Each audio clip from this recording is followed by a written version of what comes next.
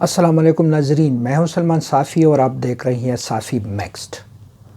ناظرین، گزشتہ کئی دنوں سے سینٹ الیکشن کا جاری ڈرامہ پی ٹی آئی کے جناب حفیظ شیخ کی شکست اور پی ڈی ایم کا مشترکہ امیدوار جناب یوسف رضا گیلانی کی جیت کے ساتھ اختتام پذیر ہوا۔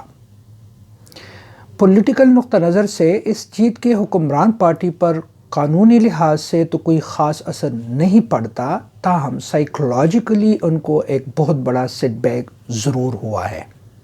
گیلانی صاحب کے اس اہم جیت کے ساتھ یہ جاننا بھی ضروری بنتا ہے کہ ماضی میں ملک کی سیاست میں ان کا کیا کردار رہا ہے۔ اس ویڈیو میں اس حوالے سے میں بات کرتا ہوں۔ گیلانی صاحب پیپل پارٹی کے سینئر اور وفادار رہنماؤں میں شمار کیے جاتے ہیں۔ وہ 1988 میں محترمہ بینظیر بھٹو حکومت کے دوران منسٹر آف ٹورزم کے عہدہ پر فائز رہے۔ 1993 میں گیلانی صاحب نیشنل اسمبلی کے 15ویں اسپیکر منتخب ہوئے اور وہ اس عہدے پر 16 فروری 1997 تک فائز رہے۔ پرویز مشرف صاحب کے دور حکومت میں گیلانی صاحب کو کرپشن کے الزام میں جیل بھیج کر تقریباً 5 سال تک اڈیالہ جیل میں قید رکھا گیا۔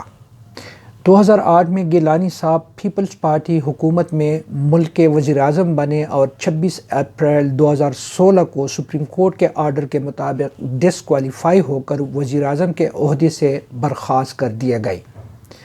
تاہم اپنے دور اقتدار میں گیلانی صاحب نے جنگ زدہ سابقہ فاٹا کے بحالی کے لیے ٹھوس اقدامات، ٹروتھ اینڈ جسٹس کمیشن کا قیام، اسٹوڈنٹس اور لیبر یونین کے بحالی کے علاوہ کچھ اور بھی اقدامات کیے تھے۔ تاہم مضبوط اکنامکس ریفارمز کے غیر موجودگی میں ان کے کچھ پالیسیوں کی وجہ سے ان کی حکومت کے اکنامکس پرفارمنس بہت بری رہی، جس کی وجہ سے انفلیشن اپنی انتہا تک پہنچ گئی۔ نتیجتاً ملک میں بے روزگاری اور غربت بڑھ گئی۔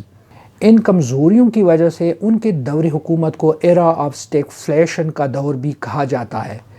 آخر میں یہ بات قابل ذکر سمجھتا ہوں کہ جناب حفیظ شیخ صاحب گیلانی صاحب کے دور حکومت میں 2010 میں فائنانس منسٹر مقرر ہوئے تھے۔